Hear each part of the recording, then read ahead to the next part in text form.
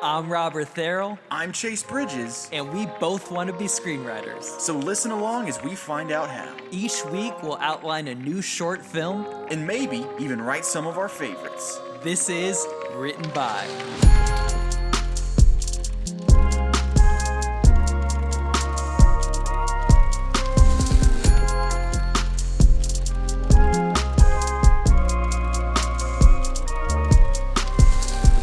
Welcome back to Written By Podcast, the number one podcast in the world. Right behind all the other ones. That's right. Thank you for joining us this evening. We are going to be speaking to you into these microphones, and Yes. you'll be listening through whether it's your car speakers, headphones, maybe your cell phone. I don't know.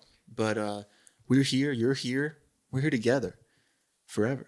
Yeah, to talk about movies. Yeah, this is our general demeanor. Yeah, we're just really calm. Cool. Yeah, collected. Yeah.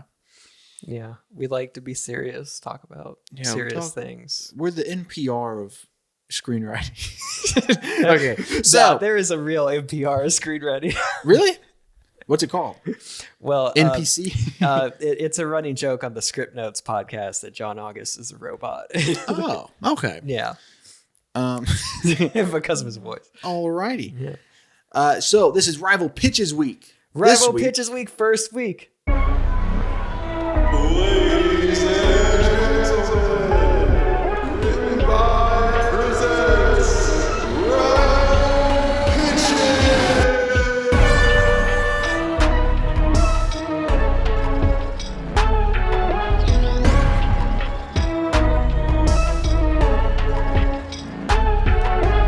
Yeah, the first First Rival week of Pitches. the new And we're season. kicking it off with a bang because we're doing Batman movies, baby. Batman movies. We started off Rival Pitches last season with Marvel movies. And now we're doing We're going DC. DC. If this is your first time listening, this is season 3 is your first season watching or listening. So we do From the Bowl, which is Yep. what we did last week. Now this week we're doing Rival Pitches, where both of us ahead of time wrote a pitch for a movie that so this time Batman. We each wrote a Batman movie, and we're gonna pitch it to each other, and then you guys vote on our Instagram which one you would rather see get made. Yes, you are playing the role of the movie studio. We are pitching to you. You're It's up to James you Gunn. to decide. Yeah, exactly. And we've got the next big Batman pitch, baby. yeah. So batter up. And yeah, it's just a fun opportunity Yeah. for us to do short films sometimes. Yeah. Feature films other times. Also, our short film ideas are from the Bowl episodes. They're all original ideas. This is where we dip into franchises, Yeah, and pop characters, culture. pop culture. We did a Crash Bandicoot one last season. Yeah. We did one based off of 6-year-olds' ideas, Yeah. Trying to remember. animated reboots. We're just trying to recreate the magic of the first intro because we accidentally didn't record. for 20 rookie minutes. mistake, Yeah. bro. We're 3 years in. and We're new to the video setup. That's but true. The video is gonna stay on the whole time. this Hopefully. time. Yeah, man. Last week the video cut out. This Yeah. week the audio didn't record. But you know what? We're still Yeah. super excited. We have Batman pitches. To talk a little bit about Batman, Yeah. I love Batman, which is kind of like Yep. everyone loves Batman. So it's like, whatever. But so I really love Batman. And so for my pitch this week, I didn't want to just like adapt a comic Yeah. storyline because I wanted to we don't have forever to work on these things. And you want to do those. I have a lot of respect. So I want to do Exactly. diligence. Yeah. So, but I think you went the route of writing basically like a sequel for the Matt Reeves The Batman, right? Yeah. We didn't really clarify one way or the other if we were gonna do like our own new fresh take on Batman, if like we were handed the keys to a new era of Batman. So I think that's what you did. And Yeah, then I did a fresh take. kind of approached like, what if I'm pitching the next Batman movie and we're Right. still in Pattinson type universe? Which is dope. Yeah. Um, But yeah, you're a super Batman fan. You're Yeah, also a I'm super Batman. big. Yeah, you're super Batman. The two of them combined. Which that's how Batman versus Superman should have ended. Not the Martha thing. They should have combined into one singular entity. Why did you say that name? You know the Batman versus Superman kind of logo where they're overlapped? Yeah. That's what would have been on Super Batman's There's versions chest. of that in the comics. They never end well. Yeah. Um, so yeah, dude. Before we get into it, like, I had a hard time picking like a villain. Yeah. Because you don't want to do a villain that's already been done a million times, like Joker. Yeah. Joker. Joker. So it's like I was looking for ones that like haven't been adapted for movies yet. Yeah. And I'm like, but I don't know if that's really good. So I ended up making my own villain. Oh, nice. What did you do? You don't have to tell me the villain, but tease it up, right? I did the complete opposite route. I did all Jokers. I did Batman into the Jokerverse, and we get Joaquin, we get Hamill. We bring Heath Ledger back from the dead with CGI, AI voice. So yeah, it's just all the Jokers are getting together and they're being toxic. Like the 3 Jokers comic run.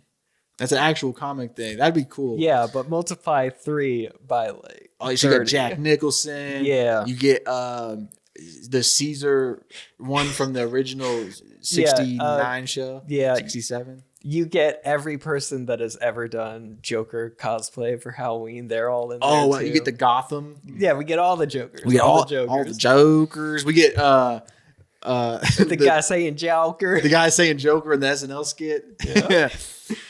But you've teed yours up a lot. Yeah, so I think Okay, we're gonna jump right into give mine, it to man. him. Yeah. I think I need to preface mine Yeah. a little bit. Dude, first pitch in the new notebook. This is my new notebook, guys. I love it so much. It's huge. Yeah. It looks like it's a giant book, and it will be one day. Yeah, it feels like you're about to read me a bedtime story. Well, depending how good it is, it might be. Yeah, might be a put me bedtime to sleep. But Okay, so to preface mine, mine is an original take, so it would be all new Batman.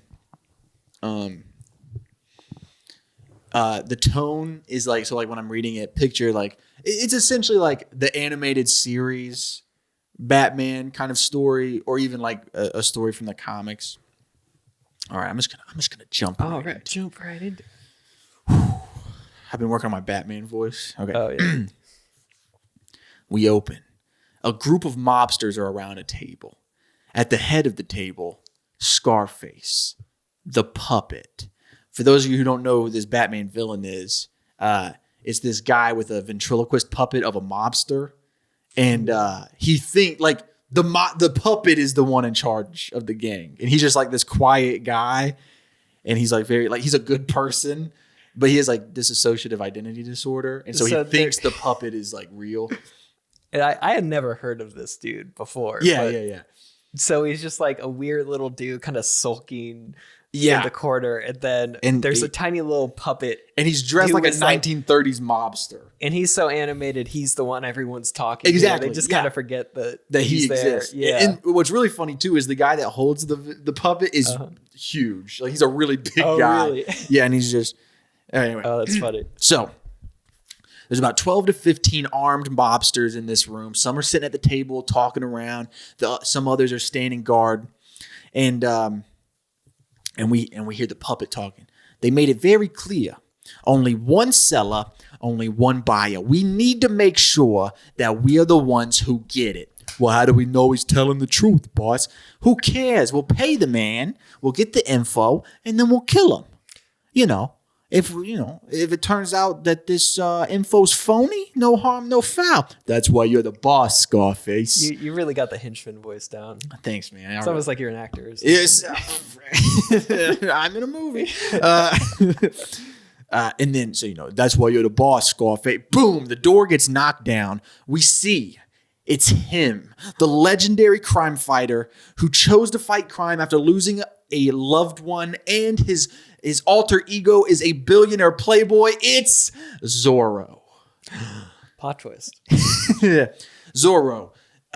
He's got his sword and he's zipping around the room, flipping and fighting. Gunfire's rattling all through the room. He's taking them out one by one. We can't see his face because Zorro has the iconic Zorro mask with the hat, and it's kind of covering it. Plus, it's a dark, shadowy room, and the shadows are only getting illuminated by the gunfire. It's a dope fight scene. Okay, I'm a younger studio executive, so I don't know who Zorro is. So Zorro is an iconic Hispanic vigilante. Yeah. Pretty much Batman. Yeah. That's pretty much it. Oh, cool. Okay. Yeah, I'm a Zoomer, but I just somehow got an executive. Well, that happens. position Your at this- dad's yeah. David Zaslav or whatever. Totally. Yeah. He's like, yeah, I could delete stuff. I'll go. Okay, but that's Zorro. So Okay. yeah, Zorro, yes. Yeah, very, classic very character. iconic. Played by Yeah. Antonio Banderas Yes. in the movies. And it was also played by Hannibal Lecter. Anthony Hopkins. Anthony Yeah. Hopkins, who was white, by the way. Anyway, they're making a Zorro show now with the dude who played Fez in that 70s show. Anyway. Dude, okay, I don't mean to Yeah, derail please, it, go ahead. but someone pointed out there is an entire franchise of Puss in Boots, which originated just as a Zorro joke. Yeah. Like he's just a Zorro ripoff that was supposed to be like one joke. In Shrek. Yeah. Yeah, and Antonio Banderas plays him too. Exactly. Yeah. Okay, Yeah. that's all I had to say. Okay, so Zorro's in Batman now. we have this dope fight scene. Zorro sword versus machine guns. There's only one mobster left. The puppet, Scarface. And with a big sweeping motion, Zorro etches a giant Z into the puppet. And then he jumps out the window, which puts us into our title card. Whoa. It's a very dramatic title card, very cool, animated, motion graphics. Yeah. Batman, pulp hero. Whoa. We're on a rooftop in Gotham City. The bat signal is shining in the sky. Jim Gordon is standing there waiting. Out of the shadow, a glimmer of bright colors flips into the screen, and it's Robin. He's about 13 years old, and this is Dick Grayson's Robin. Okay. Robin. And he's like, hiya, Uncle Jim. And then Batman steps out of the light, and he's like, stop calling him Uncle Jim. But it's like a fun thing, you know, because like we're family friends, so I call him Uncle Robin. Fine, sorry. And then Jim Gordon's like, I'm assuming you heard about Scarface and his gang massacred. Any leads? Well, if I didn't know any better, I'd think it was you. I mean, he didn't use any guns. He had a sword. Apparently, just flipped around the room untouched. Whoa, that was Robin that said that. And Batman gives Robin a look of like, yo, chill. The only thing that they left behind, other than the corpses, was the letter Z on the puppet. That's Batman. And Robert at the same time.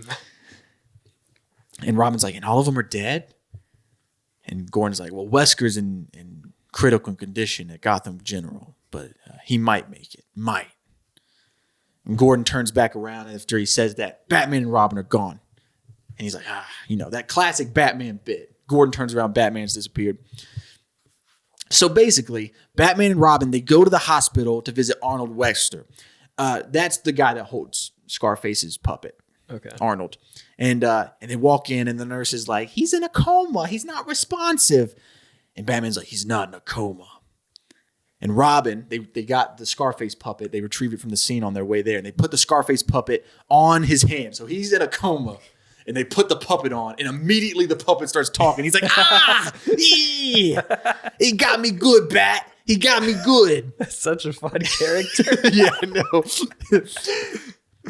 And Batman's like, why would anyone attack you tonight? They're probably trying to stop us from getting to the big sale. Sale! Sale! Sale! Sale! Batman's like, sale? He's like, Sale! Oh, yeah. Oh, yeah. Oh, yeah. Deal of the century. Why am I doing it? Oh, yeah. Deal of the century. This Friday. I love that song.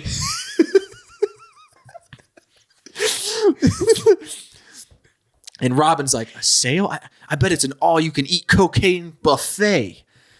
And he's like, even better. They're selling your identity, Bat Boy. Who?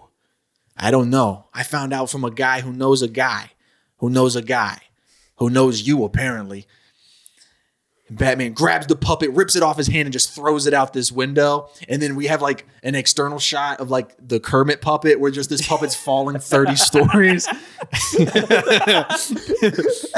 Such a funny meme.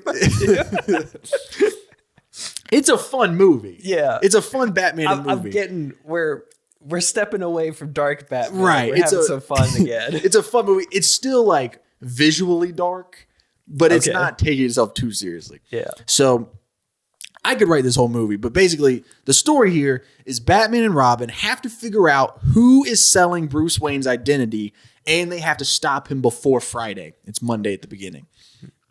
They have 5 days. I added Robin to the movie because, one, I love Robin. My dream role is to play Nightwing. It is. Yeah. But also it adds stakes to like his identity getting leaked, because it's one thing for Bruce Wayne's identity to get out, and it's like, you know, he's so like, I can take all of Gotham if I have to. But his 12-year-old son is in danger now. So that adds some more stakes. And then, of course, Alfred is at stake too. And it's just Bruce's worst nightmare. And so Batman quickly figures out the Zorro thing. And he explains to Robin what it means. Like, I would write out the dialogue for the scene where it'd be like, you know, well, I don't understand Zorro. What is Zorro? And that's where Batman would explain it for the Zoomers. like how you use that. Yeah. So basically, the similarities between Zorro, the character in universe, he's still a literary character in Batman's universe, and Batman. This is the villain telling Batman, hey, I do know your identity. I just proved it. In a way that only Bruce Wayne would know that he's calling him out. Because Zorro, like I mentioned earlier with the swerve, wealthy billionaire, wears a mask to fight crime after losing a young one. This is the villain being like, here's your proof that I know you're Bruce Wayne. And so, and plus add to the fact that the night Bruce Wayne's parents were killed, the movie that they went and saw, they saw Zorro, which is just an extra element of like, I told you I know who you are. Yeah, I didn't know that. Yeah. It depends on the version. Yeah. But so this criminal, this villain, this new villain is calling him out, and he's teasing him and he's challenging him to this game. If you can stop me by Friday, you can save your life, Robin's life, everybody from knowing your identity. Then there's another massacre, right? It's Tuesday. Some drug dealers that work for the Penguin get gunned down by a Tommy gun wielding shadow of a man. That's what a witness called him. The villain, he first dressed up as Zorro. Now he's dressed up as the Pulp Fiction character, the Shadow, which is the first ever outside of this Gotham universe in the real world. Also, Pulp Fiction, the literary genre, not the Tarantino movie. Okay, let me explain a little bit. So, back in the day, there were things called Pulp Fiction novels, and they were called that because they used a cheaper pulp paper. Yeah, it was cheaper to make, and they're usually like not great stories, but that's what invented the superhero genre. James Bond. All of your favorite characters are based on Pulp Fiction characters like the Shadow. Yeah.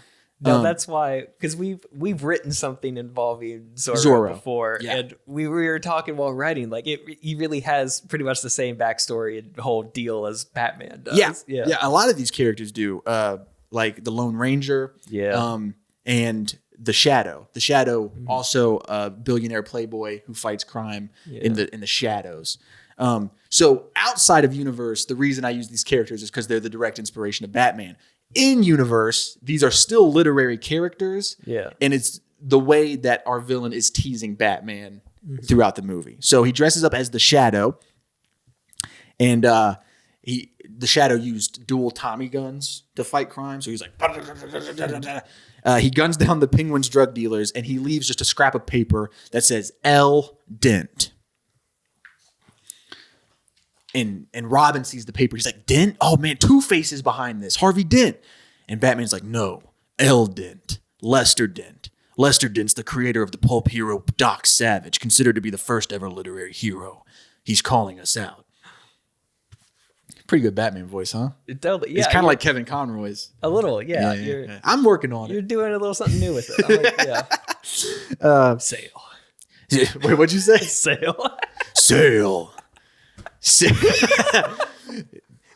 We need to like make a mashup. It's like, so man, I'm really getting derailed from my thing here. But in college, my first ever college assignment, I had to make a music video for my video editing class, and I made a music video to that song. No way. It's me dressed up as a clown, and there's this one scene right when it says "Sail." It's me in full clown makeup, full sprinting at a stop sign. I hit the stop sign and just flop on the ground.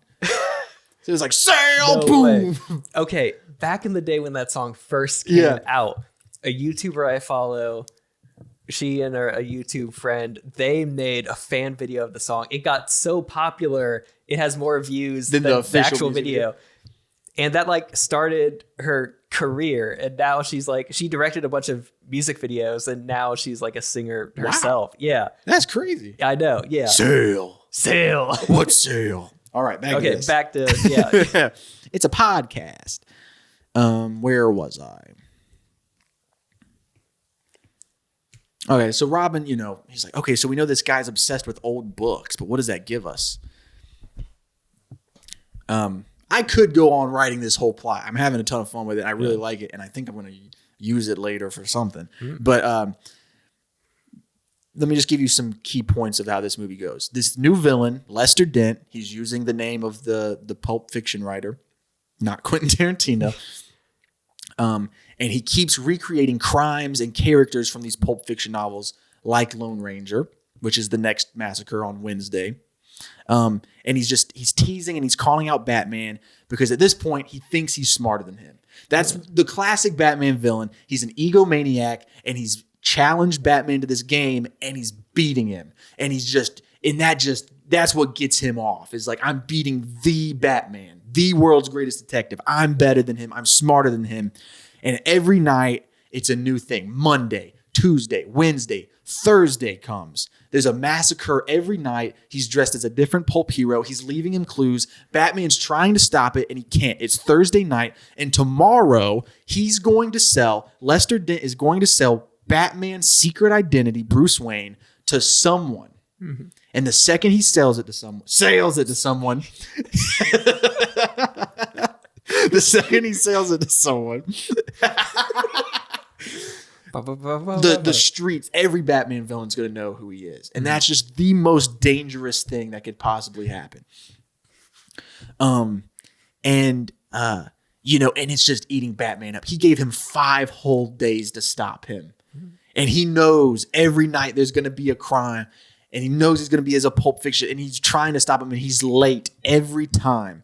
And so this is high stakes. This is as high stakes as it gets. It's suspenseful. And the whole movie, the big character arc for Batman is his relationship with Robin, right? Mm-hmm. Because at this point, he really thinks like, oh, our identities are going to get released. And my 12-year-old adopted son is going to get killed because of me, because I'm not good enough to stop Lester Dent. And so like at one point, he even tries to like change Dick Grayson's identity and like send him to a new home, which is like a very like, you see where Batman's coming from, where he's like, he's trying to get him out of danger, but also like that's his dad. Like this is the only place he's ever like how long has he been his dad? At this point, a few years. And he's been trained and he's with Batman every night. And this is the spark. Like if you know the classic Batman versus Dick Grayson story, is like Batman kind of just always treats him as a kid, and it gets to the point where Dick is like, no, I am good enough. Like you can trust me. Like I can do this. And that's what causes him to end up going out on his own to be Nightwing. And so this is just one of those things of like, Dick Grayson still wants to help Batman solve this thing, but he's like, it's not safe, but it's a big thing. Father-son drama. And Batman is just so stressed that he's like just moodier than normal. Like he's just taking it out on Alfred and Robin, and he's more violent with the criminals because he's like, it's just the stakes are up, man. It's high stakes. And the biggest question throughout the movie that the audience is asking, and also maybe some of the characters like Alfred asks in the movie, is there's only one way. Like if Batman does catch this guy, there's only one way to make sure that he can never tell anyone his secret identity, and that's to kill him. So it's like, is Batman going to kill someone for the first time? Yeah. And that's like the big question. And real comic fans know that Batman don't kill, but maybe he'll have to, and I'm going to leave it at that open-endedness because I don't want to give away the ending, because I really like this story, and I might it'd be really cool if like we got the opportunity to write a Batman comic, and then it's like, Well, we already told everyone this one, so I'm not going to do the ending of this, but I will tie some themes up. So Robin is an integral part of solving it at the end. He is a very important part of quote unquote saving the day. And so that relationship arc that shows like what Robin is capable of, and Bruce realizes, maybe I shouldn't try to give my kid away. That's an awkward converbin. Sure. It's weird. It's like maybe there's even a scene where they're at a dinner with the new adopted parents, and Robin realizes in the middle of dinner that like, oh, he's going with them. He's like, he can even like throw it back in Bruce's face after the fact, being like, Lester Dent is not the only one who knows your identity, Bruce. Yeah. There's just tension there between them. And yeah, so that's my movie. It's called Batman Pulp Hero. It combines my love of Pulp Fiction heroes and like the history behind the Batman character, and just also just like a really cool detective story for Batman. Like the tone is like fun. Yeah. Not as gritty and grounded, but it still gets, every good movie should make you cry and make you laugh. Mm-hmm. And this one would do. It's going to do that. That's cool. Yeah. Yeah. Nice. And I could almost step into my studio executive role. Oh yeah, real quick. Please. Yeah, I'm James Gunn. My hair is bleached. I don't know if Have you ever thought about like bleaching your hair or something? I think about it all the time. I mean, not seriously. I think about what I would look like. I think I would look terrible, but I'm tempted to try it. I've always thought like, yeah, I would bleach my hair. Just to see what it looks like. And then I knew a guy, and like every girl at my college loved his hair. Mm-hmm. And like, I would get jealous sometimes because people were like, his hair. And I'm like, well, my hair. Yeah. But they're like, no, his hair. And then he bleached it.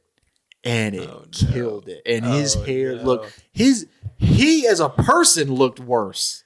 Dang. And I was like, I'm never, unless it's like for a role or something. When I like a professional, I'm being paid to do it. I feel it's different when you have a beard, because then there's the question of, do you also bleach the beard or not? Oh yeah, because you can't rock blonde and red. Exactly. Yeah.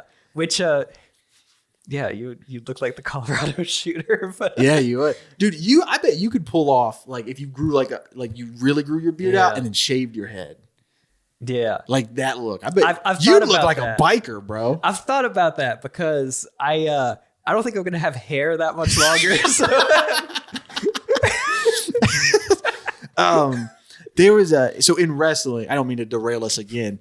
In wrestling, when a wrestler comes to that realization of like, oh, I'm not going to have hair much longer. Usually Vince McMahon, the guy who's over he's like, hey pal, we're doing a hair versus hair match and you're shaving your head. And he's like, do I get a choice? No.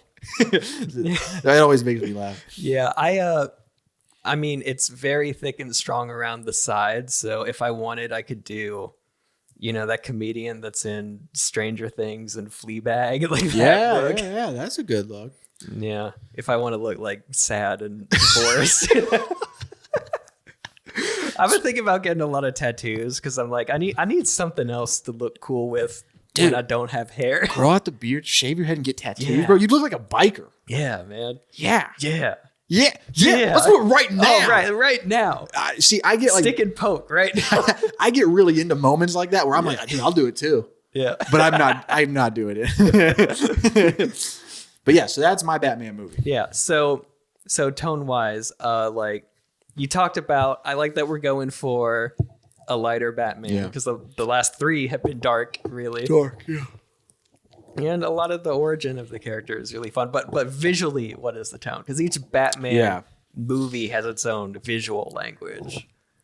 I would really want it to look like, so I love like Tim Burton's Gotham City, where it's just real like Gothic architecture and stuff, but also I would really like the animated series with the red sky and the blimps. Like that feels like it takes place on a different world. Yeah. You know what I mean? Like it's Earth, but it's unique to Gotham City. Yeah. And that intro of the animated series is just like when you're seeing Gotham City is just so dope. I would want it to look like that. So it would be cartoony, quote unquote. Okay. But it would still be,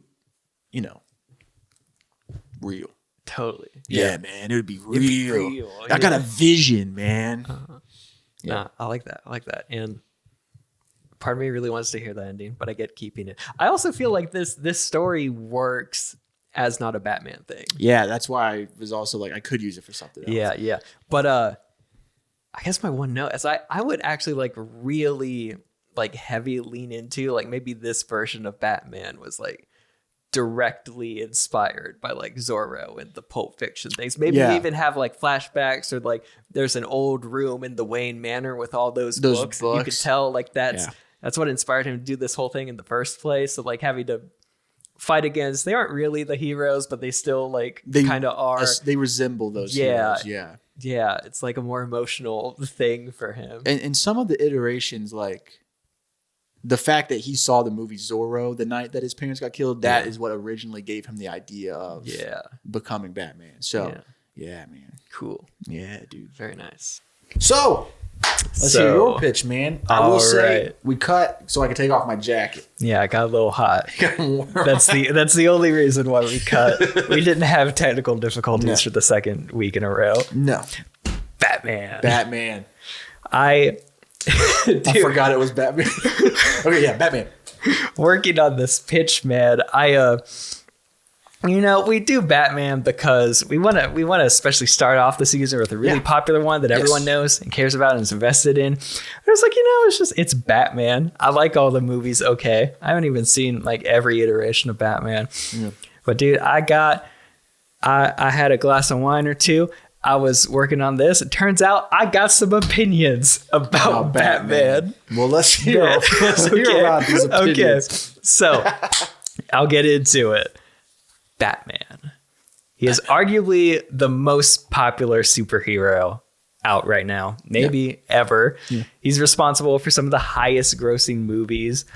Also, Batman in both the comics and the films, especially the films, he has led the way for superheroes to be tailored to a more adult audience. And it's been this interesting shift that started kind of with the Burton movies, was especially solidified by the Nolan movies, that Batman, he's a superhero for adults. And especially since superhero movies are most of what people are seeing right now, Batman is in this kind of zone where he's kind of the most popular adult driven movie in a way. I don't know. It's interesting to me that it's that way with a superhero movie when the character was originally created to appeal to 9-year-olds or whatever. Right. Yeah. I don't know. I find that interesting, but what everyone loves about Batman is he doesn't have superpowers. He is a self-made billionaire. He trained himself in martial arts. He made his own money. He bought all his equipment. He learned how to use it. And the messaging has always been that, man, if anyone puts their mind to it and wants to help people, they could become Batman too. True. Yeah. That's what appeals about. No superheroes. Just a man, his ingenuity and his billions of dollars, which... family money. He didn't get his money himself. Yeah, Batman is a nepotism baby. He is. Yeah, but it's an interesting time to make a Batman movie because we as a culture are starting to recontextualize billionaires. We're starting to see the flaws in that narrative a little bit. And yeah, just especially with the way billionaires are acting. Like, we should have never given them social media. They would have been so much... Well, Elon bought it. Dude... It baffles me. Elon Musk is the richest person in the world. He has won the game of life in every way, but he keeps shooting himself in the foot because he just wants to be funny on Twitter. The most like loser thing to want. He just wants people to laugh at him. And he tries to go on SNL to try to get people to be like, wow, he can act. And Rick and Morty and everything. I don't get it. It's so interesting that all the money in the world still can't buy you. Hey, I might not have a funny money, tweet, but I'm funny on Twitter. Yeah. Okay, that's sort of related to this Batman pitch, but what I'm getting at, if you really examine Batman, which I think if we're really going to lean into this is just the state of movies now. This is what adults watch. Maybe we almost have a responsibility to really look into this stuff. If it's a Batman for kids or teenagers, maybe not so much. I actually really wish they'd make another one of those, like kind of what you pitched earlier. I think we could use one of those. It's fun. Yeah. Whatever it was I pitched earlier. But adult Batman, if you think about it, if you had all the money in the world and instead of using it to fix systematic issues, you instead invest a bunch of money in military gear, martial arts training, inventing gadgets to help you physically go in the streets in a silly suit and punch people. Yeah. That says a lot about this person. This person like has to be ROTC kid. Exactly. Yes. He has to be incredibly arrogant, incredibly delusional, and also he just doesn't give the vibe of someone you want to hang out with. Again, ROTC kid. Yeah. We all know someone that's a little too into martial arts. And it's like, Listen, man, I just want to say, you really jumped into your Batman pitch hating on Batman. You sound like the Joker pitching a Batman movie. You're like, so why do we love the Batman? Okay. He's just an ROTC kid. We should make a Joker movie where I'm the hero. Sorry. Okay. No, it's all good. I'm setting this up to show you why I'm picking the villain I did. Okay, so we have a special villain in this. I'm excited for the villain. So again, you kind of pitched your own new take on Batman.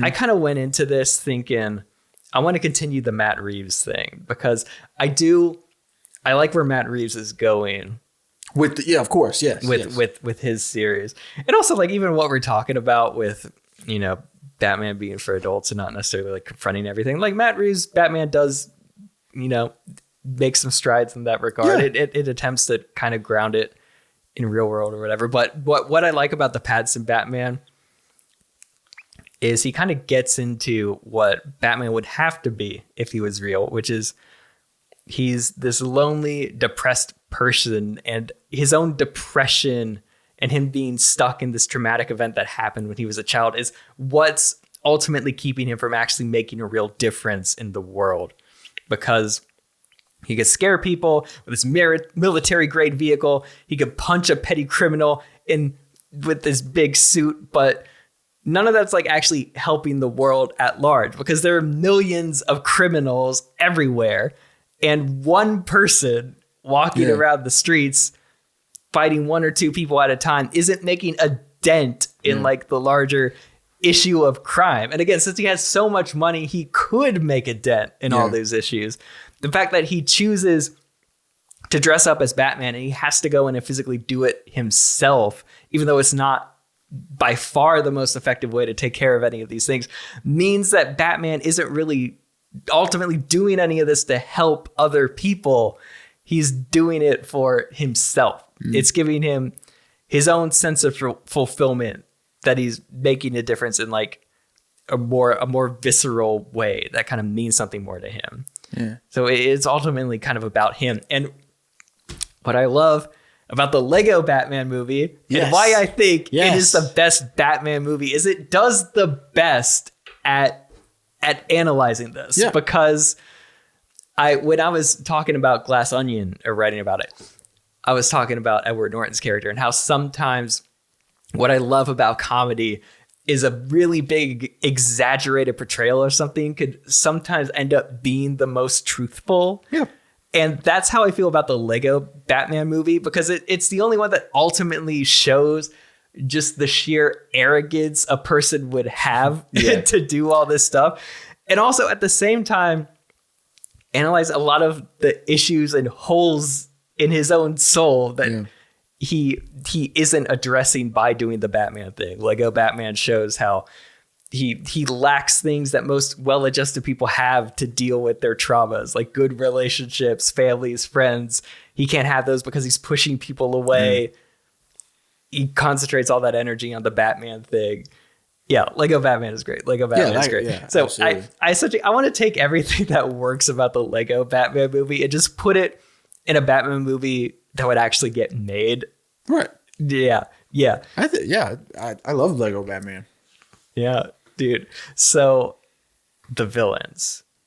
So what I want to do is this is going to be the movie that really starts to kind of see the cracks in the whole Batman concept. And we're going to pick a villain that is really the antithesis of all of this. So Joker. No. Joker. Joker. Joker. Right. It would have been really funny if you were like, I decided to pick a Batman villain that hasn't been done to death. Joker. Joker. You wouldn't that. No, I am over Joker. We don't need another Joker. Okay. We actually got two villains. Ultimately, we got the Penguin. We're continuing his arc from the first Matt Reeves Batman movie. Come on. Come on. Colin Farrell is back. Which again, what I love about that is that there's no reason for Colin Farrell to be the Penguin. They could have gotten someone that looked like Colin Farrell's Penguin. Actual people that looked like that. They were like, no, we're going to take someone that looks nothing like him. And then we're going to have Colin Farrell do a character that's nothing like anything he's ever done. It's just for the sake of being a little silly. And I can appreciate that. So the Penguin is in this. I made a Facebook post like whenever the Ben Affleck Batman was announced. So years ago, almost 10 years ago at this point. Wow. I was like, you know who I want in a Batman movie? I want a Jonah Hill Penguin. Which almost happened. It almost happened. He wanted too much money for him. Yeah. But we got Colin Farrell. Yeah. So yeah. I wanted a Jonah Hill Penguin and I wanted a Bryan Cranston Mr. Freeze. Dude. Mr. Freeze is one of my favorite Batman villains. Yeah. And partly because of not only do I think his powers are amazingly cool, but also he has a really tragic backstory. And welcome to the Ice Age. Okay. No Schwarzenegger allowed from here on. We're doing this character justice. I like Mr. Freeze too much. Time to kick some ice. Oh what killed the dinosaurs? The Ice Age. Okay. Get it all out. Then just imagine Heisenberg. I don't have an impression for him. You don't have a Breaking Bad impression. Okay. All right, I'm done. I'm sorry. Okay. So, like all the recent Batman movies have done with Joker, Catwoman, the Riddler, we're going to finagle the backstory a little bit to make it a little more personal for Batman. So, in most Mr. Freeze iterations, how it starts is his wife dies in an accident. He's trying to save her. He's a cryogenist. I think that's how you say it. Yeah, that's it. Yeah. Okay. For some reason, I was reading it and I couldn't think of. I cryogenicize on the side. Oh, you cryogenize? Okay. Yeah. Some people are into crypto. I'm into cryo. Okay. Yeah. Mr. Freeze is trying to freeze his wife before he dies, and the experiment goes terribly wrong. He gets all this freeze stuff on him, and he has to be in a cold suit. He can't survive a normal temperature anymore. In this iteration, he's not just a scientist working for some random organization or himself. He is actually going to be an employee of Wayne Enterprises. Nice. And the second big thing is we're not going to kill his wife right away. Basically, what's going to happen... take our time with it. Make it slow and painful. What's going to happen in this version is he manages to freeze her successfully, but he needs... all this cryogenesis stuff is really expensive, and he needs to keep her frozen in this state until he could figure out, till all the medical advances happen to where he could cure his wife. So she's frozen and she's stuck there.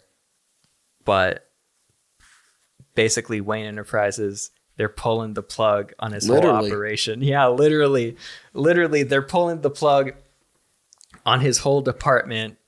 Whatever military tech or whatever they're trying to design around it isn't working. And Mr. Freeze, on his own, he's not making enough money to keep the love of his life alive. They've spent so much on medical bills and everything. And he can't afford to keep her in this cryo chamber. And also the Wayne Enterprise, they don't know that she's in there. Right. He wasn't telling anyone that he's putting her in there. But anyway, we open on that scene where he's putting Nora, that's his wife, in the cryo chamber. and he needs to try to escape with her in the thing. He has to steal the whole cryo chamber, which is a big deal. Difficult, yeah. Trust me, I know. I cryo on the side. Yeah, totally. Yeah. Anyway, we're gonna cut to Bruce Wayne after this scene, and he is at the top of the Wayne Enterprises tower. He's looking out at Gotham City, and he is feeling super lonely. The other thing about this movie that I love is, since we already got 2 winter-themed villains, the Penguin, Mr. Freeze, we're going to lean all the way into this. This takes place during December. It's also a Christmas movie. Yeah. I love movies that are like also Christmassy. Exactly. Yeah. Bruce Wayne is feeling lonely around Christmas, but he just got this new cowl in. He just got some new gadgets for Christmas. Yeah, exactly. So he's suiting up, first time with the new cowl, and he's going to blow off some steam by fighting some criminals. And so we just get really big montage of him just punching the hell out of some petty criminals or whatever. Yeah. And you of course, you get the moody Nirvana music and his little... Something in the way. I am darkness and vengeance and all that. Something in the way. But they pick a different Nirvana song, so it'd be like... well, actually, I got some ideas with it. I'm overstepping. But anyway, it turns out one of those people, or a few of those people he beat up, there's some people that work with the Penguin. And the Penguin's getting a little frustrated because he's like, okay, too many of our operations are being thwarted by the Batman. We gotta do something about this Bat guy. Come on.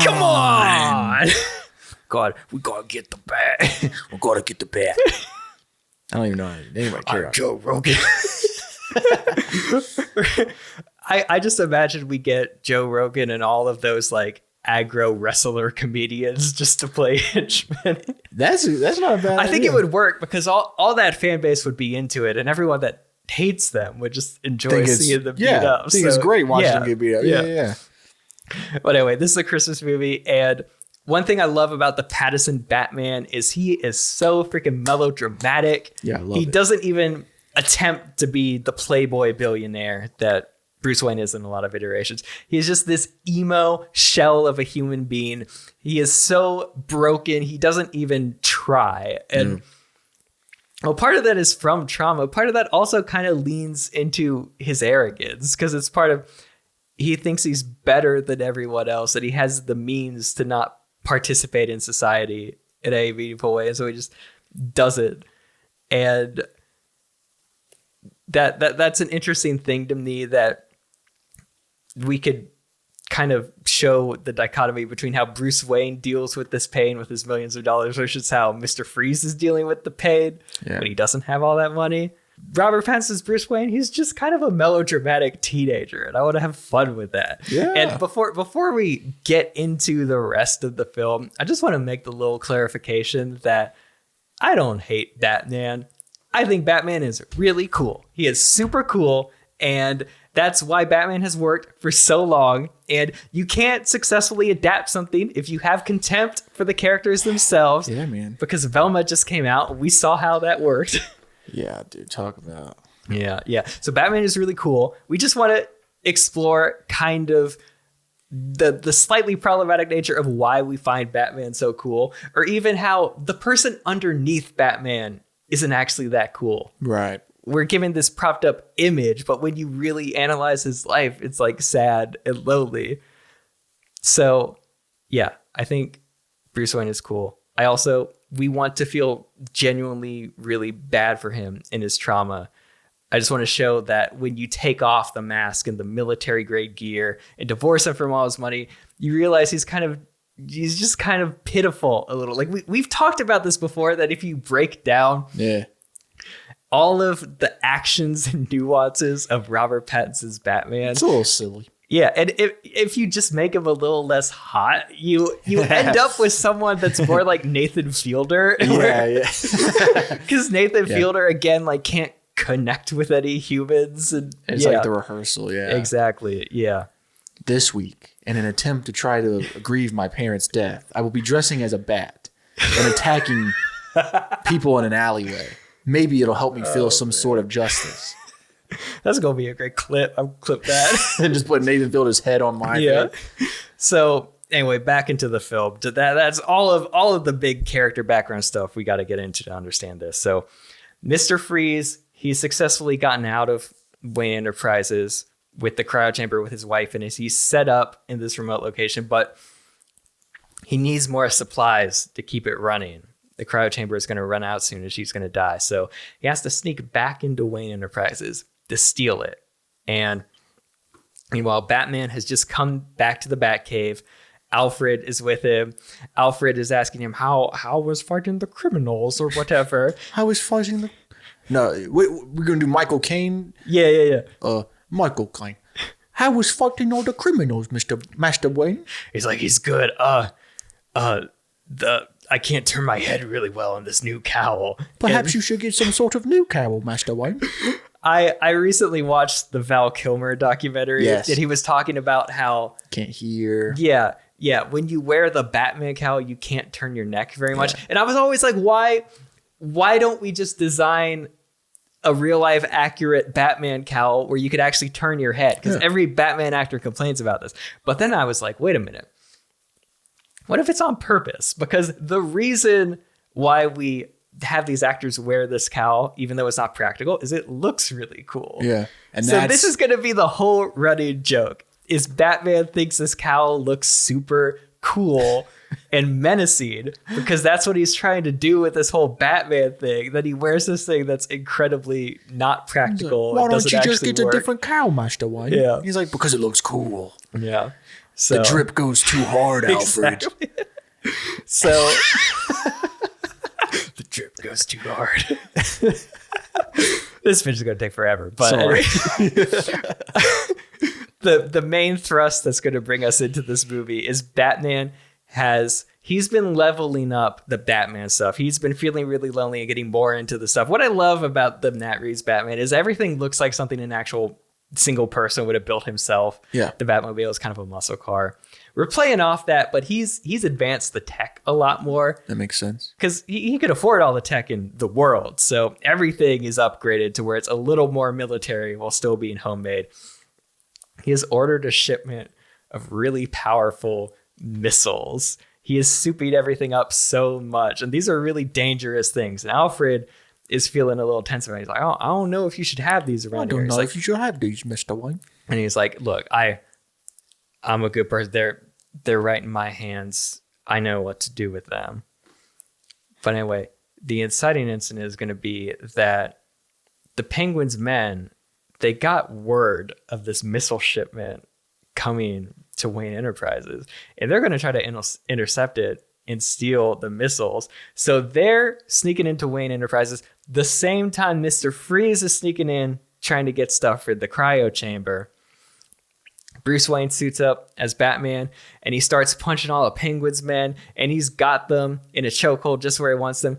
But then he comes across Mr. Freeze, who's wearing this suit, and he thinks he's a bad guy and starts coming after him. And Mr. Freeze, he needs the stuff to keep his wife alive. This is the love of his life. And so he starts fighting Batman, but he's got the freeze ray, and so he's a more formidable opponent. Anyway, everyone manages to kind of escape. The Penguin kidnaps Mr. Freeze on his way out and is basically like, hey, we have this problem with the Batman. You have this problem where you need stuff in there. We will give you everything you need to keep your wife alive if you kill the Batman for us. Kill the Bat. And meanwhile, Bruce Wayne realizes that, while he was fighting all those people, some of those missiles are gone.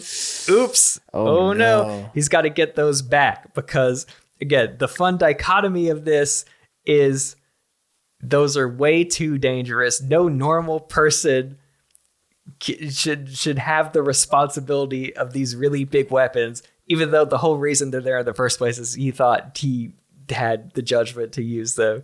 But anyway, he's got to get the missiles back and fix his mistake. And going into the rest of the movie, one thing I've heard Matt Reeves talk about that I really like about his movie is he plays with the concept of Batman only being alive at night.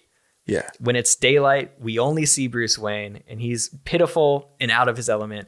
But when Batman is in the dark, he is cool, he is menacing, And part of that is because the bat suit looks a little silly in full the daylight, yeah. But in nighttime, it's so intimidating. He's and the you have that opening monologue, and you have the Nirvana music, and he has all this talk about darkness and vengeance. But if you take away all the cool dark imagery in the Nirvana music, it's just a grown man wearing eyeshadow saying some bad emo poetry. Like, it'd be really funny to like go in and color correct it and then like take away all the music. Yeah. And everything. So that's what we're gonna do with this Batman movie. Is we're gonna put Batman in the daylight and see how he does.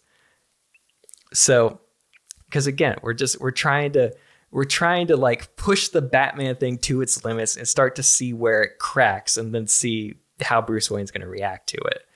So Batman's feeling lonely because it's the holidays. He has no one in his life. Also, Alfred is going on vacation. He's taking a little vacation for himself. First time he's had off in probably 20 years. So he's going to enjoy it. This next act, basically, there's going to be the midpoint. Before the midpoint, we're going to live in mostly the dark. After the midpoint is going to be more and more in daylight. Cool. So we're in Batman's zone for this, but Alfred is gone on vacation, and Bruce Wayne is just kind of alone, and he can't function on his own. He's had a butler his whole life. He doesn't, he knows how to like build a Batmobile. He doesn't know how to make dinner for himself. So yeah, basically I want to play around with some humor a little, like take the stuff that made the Lego Batman movie so great, but ground it a little in reality, where we're just seeing contrast with the big badass Batman, just the pitiful Bruce Wayne, where it's like he doesn't know how to cook his own food. He orders Grubhub, but he orders it like in the Bat Cave, and he's like, okay, where do I drop this off? He's like, oh, just leave it like 20 kilometers. Orders it to the Batcave. Yeah. He can't get his dishwasher to work. There's some like new fancy dishwasher. He has to FaceTime Alfred, who's like dressed in a Hawaiian shirt. It's like, okay, what button do I press? It's like, Master Wayne, why are all the dishes dirty? And he's like, it's very simple, Master It's like, Wayne. I need my one bowl for my cereal. It's my whole process that I have this big bowl and I pour a certain amount of milk. It's always the perfect amount of milk. And I just eat the cereal until the milk's gone. My whole system's ruined without That's funny. like that. Maybe a moment where like the internet goes out and he has to be on customer service trying to get the modem fixed, and he can't talk to another human being. Yeah. The one that might be a little bit of a stretch, but I think is funny, Yeah. is we end the last Batman movie with Selena Kyle, Catwoman, driving out of Gotham. Yeah. Maybe she's feeling so lonely. He just texts Selena like, "Hey, it's been a while. How you doing?" And then you just see like red at 11:07. Batman gets left on red. Yeah. So Batman's really lonely, so he does what he always does. He tries to disguise himself, go out to get some villains. Meanwhile, Victor Freeze is trying to figure out how to track down Batman. And again, he's a scientist, so he's not your average henchman. He's a little smarter, so he's thinking this through. And again, he has the strategy. He knows Batman only comes out at night, and that's his strong place. We have to bring him out to his weak place, the daylight. He's going to try to track Batman by staging a robbery at night, his prime stuff, using it as bait. And Victor, he's able to deduce by some clues he found in Wayne Manor that, Bruce Wayne is probably in cahoots with Batman, I bet because of some stuff I see on these missiles that he was selling these to Batman. So Bruce Wayne probably knows where to get him. Meanwhile, Batman and Commissioner Gordon are having some conversations where Batman has to be like, yeah, I actually brought in some really heavy artillery and it got stolen. So if you hear about that, just give me a heads up. And Gordon's like, dude, if those weapons fall in the wrong hands and they are used on the people of Gotham, that's really bad for you. People are going to be coming after you. The whole Batman thing is going to be over. You could kiss that goodbye. You're going to be public enemy number one if you're responsible for this giant act of domestic terrorism. So yeah, that's what's going on. They're staging the robbery. They find some clues which lead them to Bruce Wayne. And Batman is having another loner day where he's really sad. And again, when you're rich, people only like you for your money. Yeah. They don't really know you. So, something small, maybe like someone who's trying to impress him gives him a gift and it's like a peanut butter pie, but they don't know Bruce is allergic to peanut butter or something. Yeah. Really small stuff. Anyway, he's feeling lonely. So he goes to the Iceberg Lounge as Bruce Wayne, as, the elite in Gotham do. And this is a little PG-13. Okay. If you got kids, it's not that bad, but you could skip forward a minute or two if you wanted. But he's gonna be hanging the wall at the Iceberg Lounge. And just a side tangent, like part of this Bruce Wayne, he's moody and he doesn't talk to anyone, but it looks cool. It's like he's mysterious. Yeah.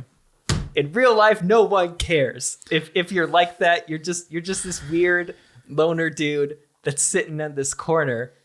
You aren't mysterious because no one's wondering about you. Yeah, they want to be around someone that's fun to be around. But that's Bruce Wayne in the Iceberg Lounge. He's just kind of chilling, trying to look cool and mysterious. But he's kind of pathetic because he's there because he's lonely. But there are some dancers, and he's looking at one in particular. A dancer of the adult variety. Yeah. She walks up to him and is like, "Hey, what's your name?" He's like, I'm Bruce."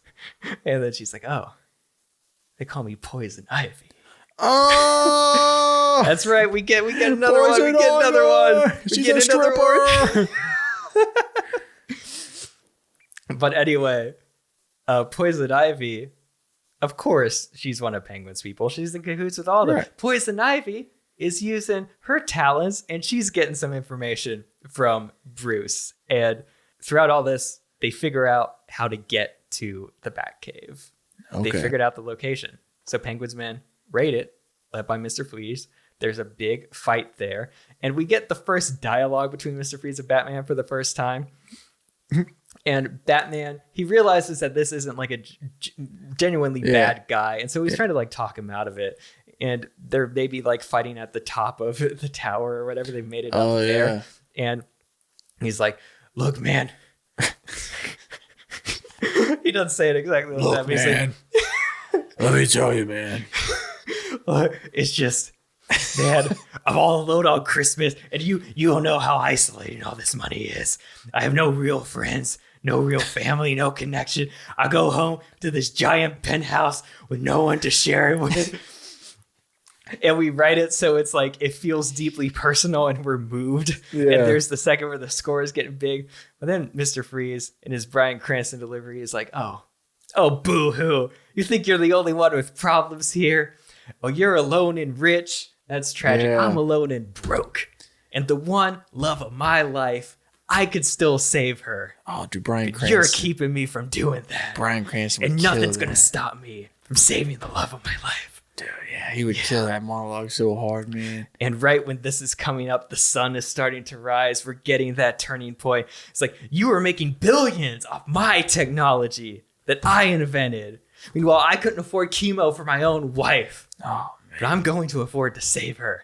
And then that's when Mr. Freeze kind of freezes Batman, but Batman kind of escapes or whatever.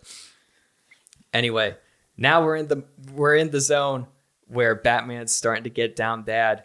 And starting. I mean, bad guys are really closing in on him here. The Batcave is compromised. He can't go back there. They have all his stuff in the Batcave. So he takes what little he has, and he can't be doing Batman stuff around Wayne Enterprises.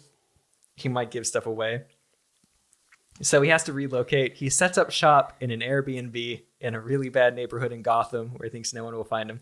And of course, he has to discreetly load all of his bat gear in this Airbnb. He has one of those tenants that says that, oh, you have the whole place to yourself. But he's off like in a room on the side. And he's kind of being nosy. He's like, whatever. Penguin now has all this weaponry that he's built. And so his goal from here on out is twofold. He's planning on selling these really powerful missiles. He's found a buyer. They're going to make the exchange in Gotham. And also, he's still trying to kill Batman. Still wants Mr. Freeze to kill Batman. Batman meets up with Commissioner Gordon. real quick, Commissioner Gordon has some intel. He also has to be like, yeah, so not only do they have those missiles, they kind of have my Batmobile, all those weapons, bunch of experimental tech. Jeez, man. Oh, man. They go through all this. And of course, Batman is like, hey, I'm kind of in a temporary place that I don't have to keep secret for you. You wanna, this is gonna be really Nathan Fielder. And he's like, hey, you wanna like get a beer together? Jeez, man. Like what? Like now? It's like, yeah, man. It's just we haven't really like talked a whole lot. No, we can't. He's like, I got like a lot of police work, man. He's like, oh, I was just thinking we could. It's like, also, man, it's almost Christmas Eve. I still haven't done Christmas shopping. My wife's going to get me. It's like, yeah, no, don't. Totally cool, man. Just forget it. Forget I said anything. Thanks for the intel.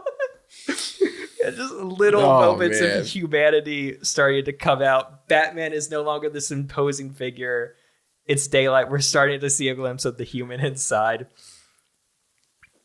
There's going to be an action scene where Mr. Freeze attempts to kidnap Batman. Or no, he attempts to kidnap Bruce Wayne because now he knows they're connected. So this is taking place during the day, of course, because it's an ambush. And Bruce has to like think fast, run away while not giving away he's Batman, then discreetly get into the Batman costume, defeat the villains or whatever. It's a really close call, but he manages to get out. Bruce, again, being lonely, he goes back to the Iceberg Lounge, but this time is Batman because he has to have a face-to-face talk with the Penguin. Yeah. He's like, hey, I know you're sending people after me. I'm going to come here and intimidate you because I'm not a weak little boy inside. I'm a strong man. I'm Batman. I'm going to intimidate you.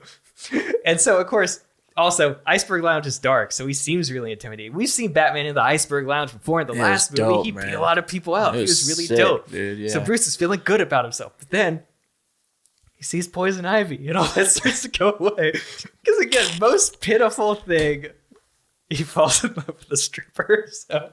And, of course, Penguin sees the way that Batman is looking at Poison Ivy. And this is when you could tell he's starting to have some thoughts. Yeah. We leave it open-ended. We don't say for sure Penguin knows Bruce Wayne is Batman or not. Yeah. He's just like, maybe he knows. Maybe he's figured it out. Maybe not.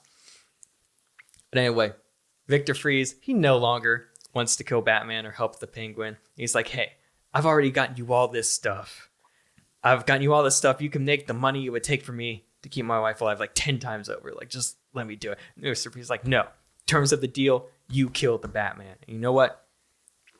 If you don't kill the Batman, the plug on that cryo chamber might get pulled.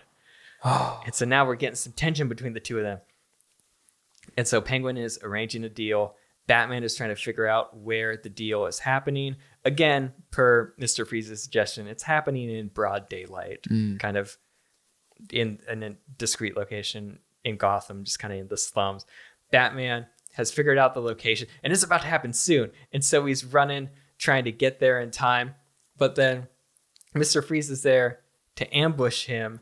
And basically we get a scene where Batman manages to scare off the buyers. But then the fight between Batman and Mr. Freeze ends up going into the city of Gotham. Okay. And of course, Batman's in broad daylight. The suit looks ridiculous. He's disoriented because Mr. Freeze has really leveled up his freeze game. He's got a bunch of new gadgets. And also that dang cowl. He can't turn around in it. And now there are people running around all over him. So all of a sudden, what we're used to seeing, this intimidating dark figure in the shadows, is now fully in broad daylight. Average civilians are running by him and be like, oh, it's Batman. Of course, Batman is so disoriented, he has to turn like this. He's like, whoa, where am I? I'm not used to crowds in this thing. He manages to escape, but it's a super low point for him. And then this is when Batman is like, there are some more character moments between Batman and Mr. Freeze. Mr. Freeze has something that stands out. He's like, you know what? I do actually have a chance to make a real difference. And you know what? I think the best thing I could do is help save Mr. Freeze's wife. And so he takes a different approach. He takes off the fancy suit. He takes off the fancy cowl that's not practical, and he puts on a design that's actually practical. Because if I was going to do a Batman, it would be like one of those medieval bucket helmets with some little ears, but still, you got a full range of motion. Okay. It's practical. Yeah, okay. So yeah, that's what we're doing. We're getting practical over style with this new bat suit that he's made. It feels like a downgrade, but all it does is it makes Batman more like Bruce Wayne, which is really where he has to go as a character to reach true fulfillment. Is he has to marry the differences between Batman and Bruce Wayne and just be one person, stop living a double life. The climax.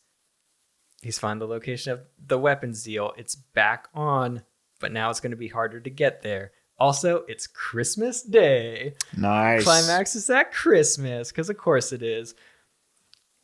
Batman, he is having a hard time getting to where the actual deal is because they're so prepared for him this time. Mr. Freeze and Batman are dueling. This is taking place at a shipping dock, so also they're at the edge of water. That's cool. If he falls in the ocean and Mr. Freeze freezes it, he's stuck. he's a goner. Yeah, so that adds an extra element to the fight.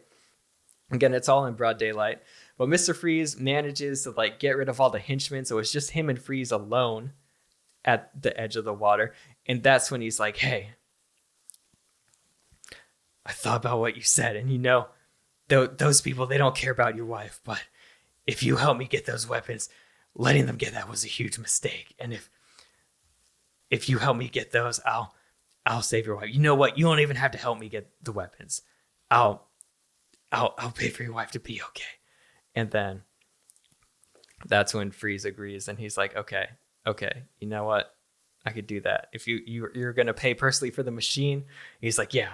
And honestly, I could have in the first place. Yeah, I could have in the first place. Because again, Batman has spent all this time doing what he thinks is making a difference by fighting criminals one-on-one. But it's just what makes him feel the most bad. Makes him feel good. There all these issues that aren't even on his radar that he can fix just like that. So that's what he's doing. And so now Batman and Mr. Freeze are teaming up to storm the Iceberg Lounge, get Penguin's men. They get a hold of the weapons. Also, in that back room, there's some experimental science stuff around where the cryo chamber is. They're fighting to try to get the cryo chamber out, get his wife safe. In all the wreckage, the vial of something falls on Poison Ivy, the stripper. Oh. So we got something for the next movie. And then the resolution is the Penguin is still loose, and he is going to assemble a bunch of people to wreak havoc on Gotham. And he still managed to get a little bit of the Batman tech, even though the main missiles have been secured. Mr. Freeze now has a permanent place where he could keep his wife frozen. Nice. Maybe at the end he loses her and that sets him on a path. I don't know. James Gunn can tell me what to do with that. Yeah, that's fair. Yeah. Maybe leave it that way. Bruce Wayne has set up a new Bat Cave because, again, in the Matt Reeves one, it's kind of below the Wayne Enterprises building in the middle of the city. Now he's gone the other common approach, which is he's on the outskirts of town in an actual cave. He's built this new thing. Alfred is back. And Bruce Wayne, at the end, he's donning the suit again. But this time, it's not because he needs it. It's because, due to his own mistakes, these people are out there with this tech to do harm. And so, even though he's still in the Batman suit, he's gone through this journey, and he's only in it now to fix his own mistakes that he started in the first place. Nice. And yeah, we're ending on a Batman in full daylight that's more practical, and that's the Batman movie. Nice. I'm gonna stick with what I said earlier about it. It feels like someone who hates Batman trying to make a Batman movie. Basically, where I'm coming from, I feel like it's just the natural progression of the Pattinson Batman. Maybe. And also, it's like, I like Batman, but I like Batman more so as something fun or like kids entertain. Like it bothers me that the Nolan movies are good. Yeah. But it bothers me that that is the pinnacle of Batman. not only Batman, but just like what adults watch when like 50 years ago, like a movie like Kramer versus Kramer, that's like a family drama, made like millions upon millions of dollars. And now people will only watch something serious if there's a superhero in it. Like, no, that's a good point. Like that's what I don't like about the Joker movie is it's just like go see a Scorsese movie. Yeah, go see a Scorsese movie with the Joker in it. You gotta have the Joker. Not as well directed as Scorsese. When you could just watch a Scorsese movie. Yeah. Silence came out a few years ago. That's one of the best movies of recent. Yeah, it's good. And like, I don't know. I feel bad about because I like all the superhero movies, but at the same time, it's like you need to watch other movies. Yeah. Like people are like, Wakanda Forever says so much about grief, and it's like it's okay, but it's not like Manchester by the Sea. Yeah. Well, I don't know. So it's like, okay, if I was going to make a Batman movie right now that was actually going to get made, this is what I would do. I would lean all the way in. Yeah. If I was going to do a fresh take, I would do something more like yours. I would just make Batman more fun. Yeah. I think we're on the same page. Yeah. Hey guys, that was another episode of Written By. That went on a lot longer than I thought it would, but we made a mistake because we had the technical error, so it gave me a few more days to think about it. So you just been like stewing. I was like Batman. I'm pretty sure that's how the Joker becomes the Joker. But it's like if we give you another week, you would have been in like full makeup. Like, and the Batman. Yeah. Here's my propaganda film. Thanks for watching. Hey, you can vote out of which of our Batman movies you would like to see it made on our Instagram at Written By Pod. Mm-hmm. You'll see the place to vote. We'll announce who won next week. And, at the end of the season, we have a big finale with a big competition. It's a big thing that we film. It's a ton of fun. Yep. And then the winner gets the Written By championship belt, the Rival Pitch championship belt, which Robert's the reigning champion from last year. This is my year. This year, Chase. This is my year. I don't think they even finished my pitch. They're just like, you know what, Chase? Yeah. No, it was very good. And yeah. Sorry, what were you gonna say? Oh, I was just saying you're about to hear the 1 minute pitches. Yes. You're our studio heads in this situation. You're James Gunn. You got the bleached hair and the bleached beard. Let us know which Batman movie you're making. I want to make a Batman movie, and my Batman movie would be called Batman Pulp Hero. Essentially, there's a new villain in Gotham, and they know Bruce Wayne's secret identity, and they're going to be selling it to the highest bidder in the Gotham underworld. Now, Batman and Robin have a very limited amount of time to stop this villain before he can make the sale. This villain is dressing up as iconic Pulp Fiction heroes, the literary heroes, not the Quentin Tarantino movie. People like Zorro, the Lone Ranger, and the Shadow. Now, these literary characters actually inspired the creation of Batman, and in the movie universe, we're going to say that these literary heroes inspired Bruce Wayne to become Batman, kind of like how he's watching the Zorro movie when his parents are killed in the alley. So basically, Batman and Robin have to try to stop this hero who's dressing up as all these Pulp Fiction heroes. And finally, at the end, he manages to stop the hero, save his identity, and keep all of his friends and family safe from the underworld of Gotham finding out that he is Bruce Wayne. If I was going to pitch on the next Matt Reeves Batman, I would want the villain to be Mr. Freeze. Because first of all, you could do a plot where the Penguin hires Mr. Freeze to kill Batman, and you get a whole like winter-themed Batman villain. It could take place at Christmas too. That'd be a fun movie. But I also think Mr. Freeze's character would be the perfect foil for the current Batman, because the current Batman is still so hung up on the loss of his parents, and Mr. Freeze's backstory starts with him trying to save his dying wife. So I think since all of the current Batman movies are kind of finagling the character backstories a little, we could change Mr. Freeze's to where maybe his wife is still alive. He's just trying to keep her frozen until he could cure her, and he's running out of resources. And of course, Bruce Wayne has all the resources to keep her alive. And so there's this interesting conflict where Bruce Wayne's wealth, he could fix it if he wanted to, but he's too busy fighting criminals in a bat suit, which might not even be the most effective way. It's kind of a selfish thing for him to do. God bless America. Welcome to the outro. Welcome to the outro, man. Mr. Dax. So yeah, you just saw our 1 minute pitches for the Batman stuff. For Batman. Chase, how we doing voting this season? Same way. Yeah. Just go on the Instagram, Written By Pod, at Written By Pod. You will see the graphic or the post for this week's Yeah, episode. it was posted today, Yeah. April 10th. April 10th. So yeah, you just go and you comment which one you would rather see. Maybe we'll add some stipulations this year. Like maybe if one of us gets a half a point, like a bonus, if we get like a really whoever gets the most views on their 1 minute pitch or something like that. That could be fun. That could be fun. We're gonna feel it out this season because we're growing. You're growing. We're all growing. We're all growing. Unless you died.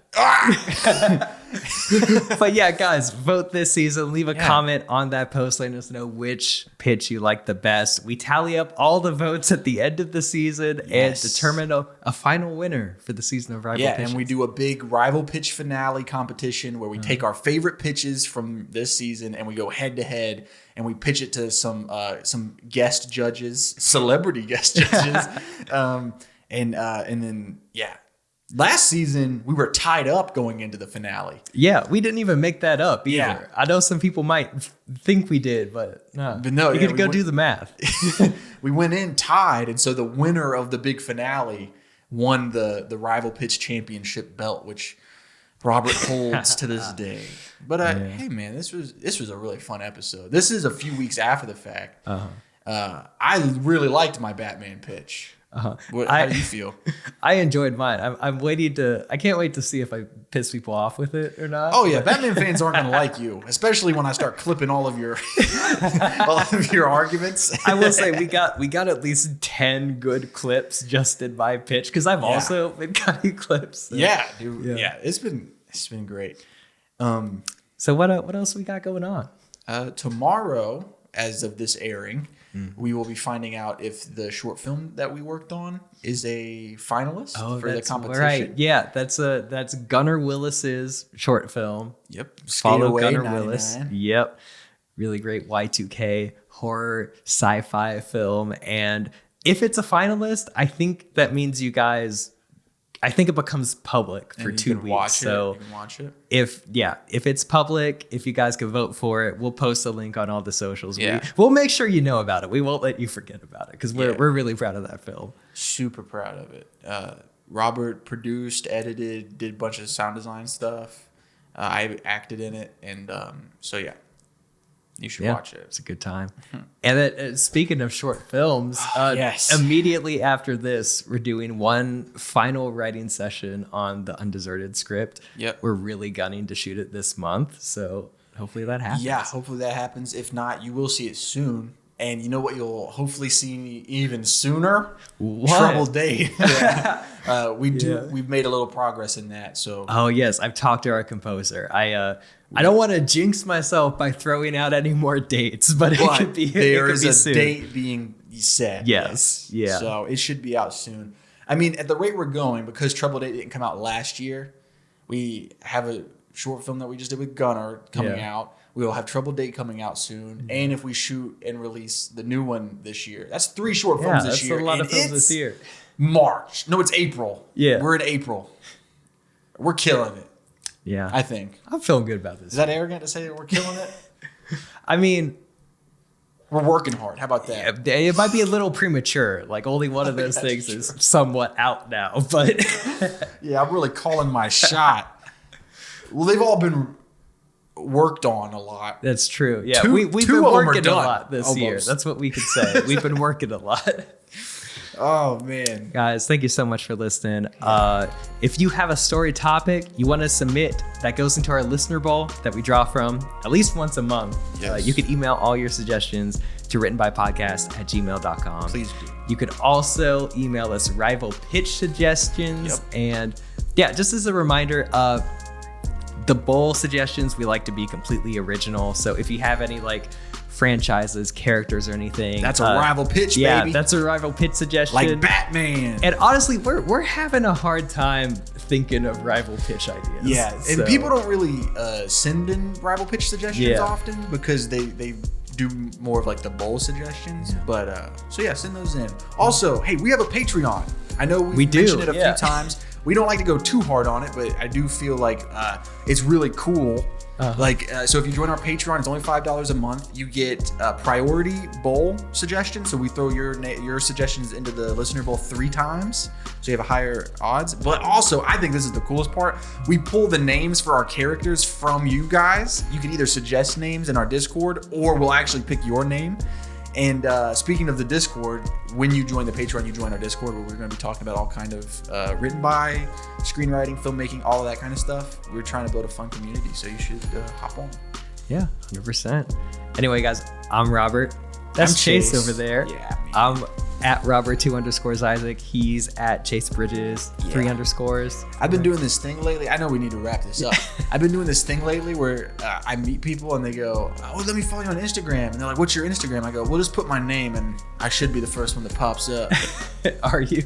I always am. Oh, yeah. I guess. Okay. So I'm kind of a big. No, I'm joking. It's just because my Instagram handle is my name.